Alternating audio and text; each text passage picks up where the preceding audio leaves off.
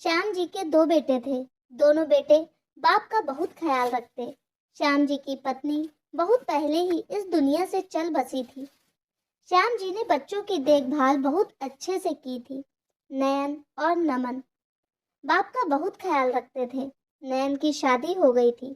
नयन की पत्नी सीमा बहुत ही चालाक किस्म की औरत थी। जब तक नयन और नमन घर पर होते उसका मिजाज बहुत अच्छा होता, लेकिन उनके ऑफिस जाते ही एकदम गिरगिट की तरह रंग बदल लेती। आज जब दोनों बेटे ऑफिस के लिए जल्दी में निकलते हैं तो श्याम जी ने आज हिचकिचाते हुए उन्हें रोक दिया।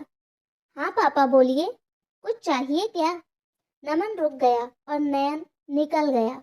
वह मेरे जूते थोड़े फट गए हैं। अरे पापा, तो नए ले आओ। सीमा भाभी, आज पापा के लिए नए जूते ले आइएगा। अपनी भाभी सीमा को आवाज लगाते हुए नमन बोला। जरा देख लेना भाभी, पापा को क्या चाहिए, तुम ला देना। अभी हम दोनों को देरी हो रही है, कहकर नमन जल्दी से घर से निकल गया। नमन और नयन के घर से निकलते ही सीमा ने कड़ी नजरों से अपने ससुर की तरफ देखा। आपको इतना भी नहीं पता कि घर से बाहर जाते हुए किसी को टोकना नहीं चाहिए? क्या हो गया है आपके जूतों को?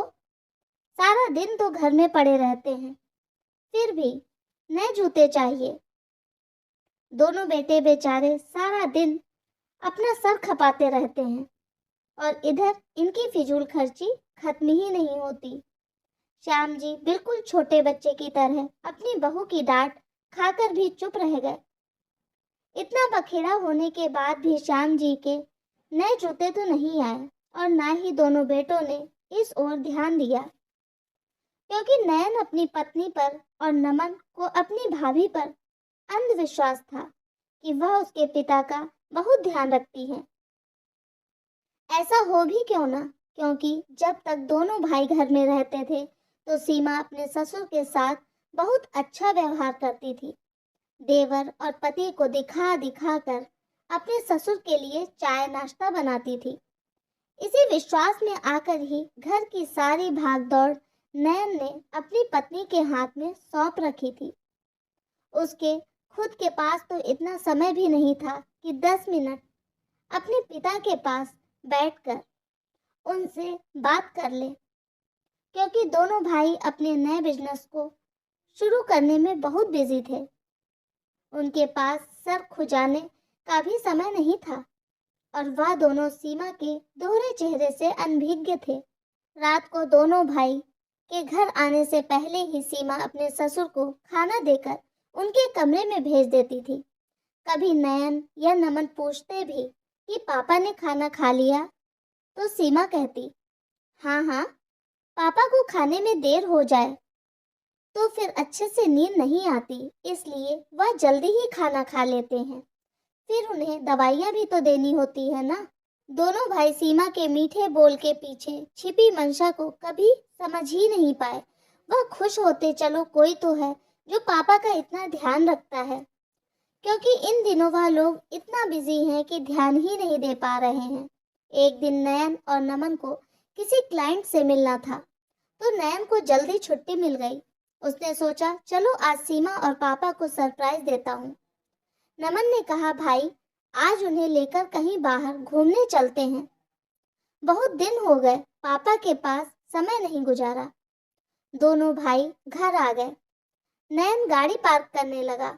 नमन जैसे ही घर के पास आया, भाभी की तेज आवाज सुनकर उसके पैर ठिठक गए। सीमा जोर जोर से चिल्ला रही थी, आपको कुछ सुनाई नहीं देता क्या? जो बना है जल्दी से खा लो। बेटों के आगे ज्यादा नौटंकी दिखाने की जरूरत नहीं है। कभी रोटी कड़ी है तो कभी सब्जी में मिर्च है। यह कोई होटल नहीं है, घर है। खाना बनाने में मेहनत लगती है। पीछे से नमन भी आ गया। सीमा के बोल सुनकर दोनों भाई को बहुत गुस्सा आ रहा था, लेकिन उन्होंने उस वक्त अपने गुस्से को पी लिया।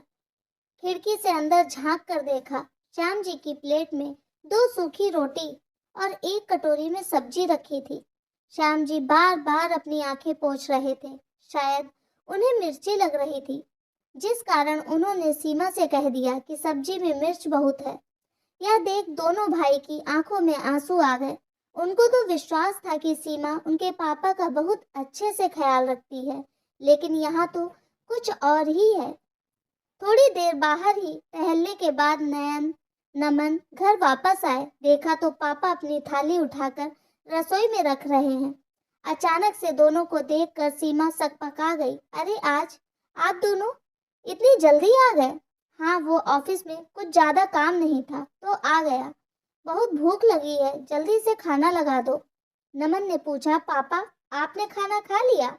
अपने पिता की ओर देखते हुए पूछा। श्याम जी का मुंह थोड़ी देर पहले बहू की झिड़की सुनकर उतरा हुआ था। वह कुछ बोलते उससे पहले ही सीमा बोल पड़ी, हाँ हाँ देवर जी, पापा जी ने तो अभी खाना खाया है। मैं उनके लिए बस दूध बना रही थी। पापा जी आप कमरे में जाइए, मैं दूध लेकर आती हूँ। और आप दोनों हाथ धोकर बैठिए, मैं खाना लगाती हूँ। फटाफट दोनों की थाली लगाने लगी। कहकर सीमा 2 सब्जियां, सलाद, अचार और गरम गरम फुलके रखकर सीमा ने नयन और नमन की थाली लगा दी। नयन ने एक प्लेट में 2 रोटी और थोड़ी सी सब्जी निकाली और खाने लगा। सीमा अचकचाते हुए बोली, यह आप कैसे खाना खा रहे हैं? और देवर जी आप क्या सोच रहे हैं? आप खाना नहीं खा रहे? इतना कुछ बनाया है तो अच्छे से खाते क्यों नहीं? हम दोनों भाई तो देख रहे थे कि पापा रोज कैसा खाना खाते हैं, जो तुम उन्हें हमारे आने से पहले बड़े प्यार से खिला रही थी। नयन की बात सुनकर सीमा को काटो तो खून नहीं। जी वाह, सीमा हकलाने लगी। नैन लाल आंखों से सीमा को देख रहा था। नमन बोला, भाभी हमने आप पर विश्वास किया और आप मेरे पापा के साथ ऐसा व्यवहार करती हो। अरे आज हम दोनों जो कुछ भी हैं उन्हीं की बदौलत हैं। नैन बोला, तुम्हारी हिम्मत कैसे हुई मेरे पापा से ऐसे बात करने की? मैं तुम्हें पापा के सामने बेइज्जत नहीं करना चाहता, इसलिए तुम्हें समझा रहा हूँ। आज के बाद पापा रोज हम लोगों के साथ खाना खाएंगे। दरअसल गलती तो हम भाइयों की है जो हमने अपने पापा को थोड़ा सा समय भी नहीं दे पाया। सीमा डर से कांप रही थी क्योंकि आज उसका दोहरा चेहरा उसके पति और देवर के सामने आ चुका था। दोनों भाई उसी समय अपने पापा के कमरे में गए। उनका हाथ अपने हाथ में लेकर बोले, पापा आप हमें माफ कर दीजिए, हम आपकी तकलीफ समझ नहीं पाए, लेकिन आज के बाद आपको शिकायत का मौका नहीं देंगे। आपको किसी भी चीज की जरूरत हो या कोई भी तकलीफ हो तो हमें बेझिझक कहिएगा। और हाँ, आज के बाद बाप बेटा एक साथ खाना खाएंगे। श्याम जी भीगी पलकों से अपने बेटों के सर पर हाथ फेर रहे थे। सीमा अपनी गर्दन झुकाए अपनी करनी पर पछता रही थी और सोच रही थी कि कैसे अपने पति और देवर की नजरों में वह फिर से उठ पाएगी। वह इतना कैसे गिर गई? क्या उनकी जगह मेरे पिता होते तो भी मैं ऐसा ही करती? सीमा ने भी ससुर से माफी मांगी, लेकिन नयन और नमन ने दोबारा सीमा के भरोसे अपने पिता को नहीं छोड़ा। अब वह समय निकाल कर खुद अपने पिता का ध्यान रखते थे, क्योंकि एक बार भरोसा टूट गया था। अब दोबारा ऐसा नहीं करना चाहते थे। श्याम जी को अब हर समय ताजा खाना खाने को मिलता था। बेटे भी बहुत ख्याल रखते अपने पिता का।